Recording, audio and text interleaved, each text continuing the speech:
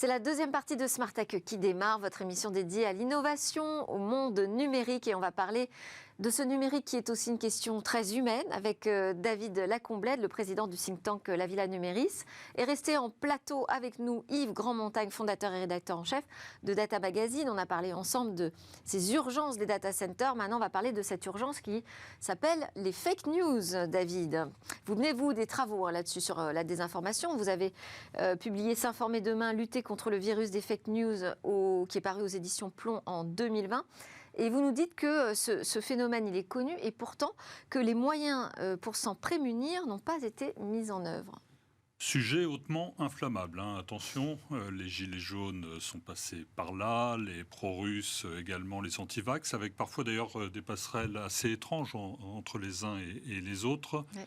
Néanmoins, on voit bien que nous sommes sur des sujets explosifs et la crise économique, les difficultés telles qu'elles se profilent ne vont certainement pas arranger les choses. D'ailleurs, je vous renverrai vers le baromètre Newsback qui mesure l'intensité des sujets dans la presse et qui montre que la guerre en Ukraine et les énergies sont les sujets les plus associés aux fake news. Alors c'est un sujet effectivement qui est largement connu, commenté, prévisible désormais. D'ailleurs, là, je vous renverrai vers une autre étude de NewsGuard, cette fois-ci, qui montre qu'une information sur 5 qui circule sur les réseaux sociaux, sur le web, est une fausse information. Alors, les médias se sont plutôt bien organisés, avec des cellules de fact-checking, une sorte de retour aux bases du métier, de vérification, de mise en perspective, de hiérarchisation, avec des services dédiés, AFP Factuel, par exemple, Vrai ou Fake chez France Télévisions, le Décodex au Monde, Libération a également son propre service, et tout ça roule suffisamment bien pour qu'ils exportent leur savoir-faire, y compris pour faire ce travail au sein des plateformes et des réseaux sociaux. Là où le bas blesse, c'est effectivement du côté des pouvoirs publics, où on a l'impression que les moyens sont un peu disséminés et que finalement la riposte n'est pas prise au bon niveau, au risque d'encourager finalement en quelque sorte ceux qui passent leur temps soit à raconter n'importe quoi, soit à s'organiser pour déstabiliser un État comme le nôtre. Parce qu'il faut bien voir que les fake news sont de deux natures. Ouais. Il y a celles qui répondent à des ingérences étrangères et d'autres qui se déroulent sur le territoire.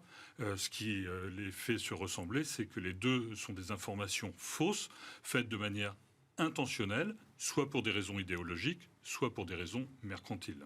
Mais pourtant, on ne peut pas dire que les pouvoirs publics n'ont pas pris l'ampleur du problème au sérieux. Il y a eu des actions quand même qui ont été menées. Loin s'en faut. Il y a une production législative, réglementaire de rapports très forte.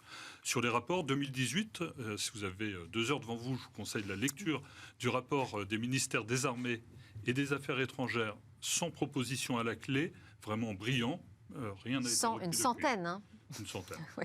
Rapport Bronner, début d'année. Le siècle des Lumières à l'ère du qu'on a reçu dans Smart Tech, Gérald Bronner. Exactement. Oui. 30 propositions à la clé. Elles ont été rendues il y a 1 an. On ne peut pas dire que c'est beaucoup occupé l'espace public depuis. Du côté de la loi, 2018, il y a eu une loi votée au Parlement français de lutte contre la désinformation en période électorale, pour être vigilant et réactif, notamment en cas de controverse, qui pourrait dénaturer le résultat. Les jurisprudences se comptent sur les doigts d'une main. Et il faut dire que cette loi avait été instigée par Emmanuel Macron lui-même, parce qu'en la matière, tant que vous n'avez pas été la cible d'une fake news, vous avez du mal à voir la broyeuse dans laquelle vous rentrez. On continue. L'ARCOM, qui est l'ancien CSA, est pourvu aussi, d'ailleurs, de moyens supplémentaires aujourd'hui en matière de régulation. D'ailleurs, ils tâchent de les mettre en œuvre avec Twitter, puisqu'ils les ont mis en demeure, en tout cas appelés à avoir un peu plus d'informations ces derniers jours, à la suite de la prise de pouvoir d'Elon Musk. Ouais. Mais au final, on voit bien que ces moyens sont disséminés et relativement peu coordonnés, au risque effectivement d'afficher cette passivité. Donc le problème, c'est quoi? Est-ce qu'on a trop d'acteurs finalement sur ce sujet? Trop d'acteurs et pas suffisamment coordonnés. Et c'est tout l'enjeu, d'ailleurs, des États généraux du droit à l'information qui vont s'ouvrir prochainement. C'est le nœud du problème, c'est-à-dire comment vous mettez en place des textes et comment vous les faites appliquer. Alors la commission Brunner, elle, partait plutôt d'un principe où il y avait un édifice réglementaire législatif suffisamment fort pour ne pas aller en rajouter dans une sorte de gloubi-boulga qui serait hautement immangeable, mais au contraire de faire du fine-tuning, si je puis dire, pour aller adapter des lois qui ont déjà fait leurs preuves. Il y a une loi fondamentale en France sur la liberté de la presse, 1881, qui permet aujourd'hui de permettre aux médias d'informer et d'avoir les moyens de le faire.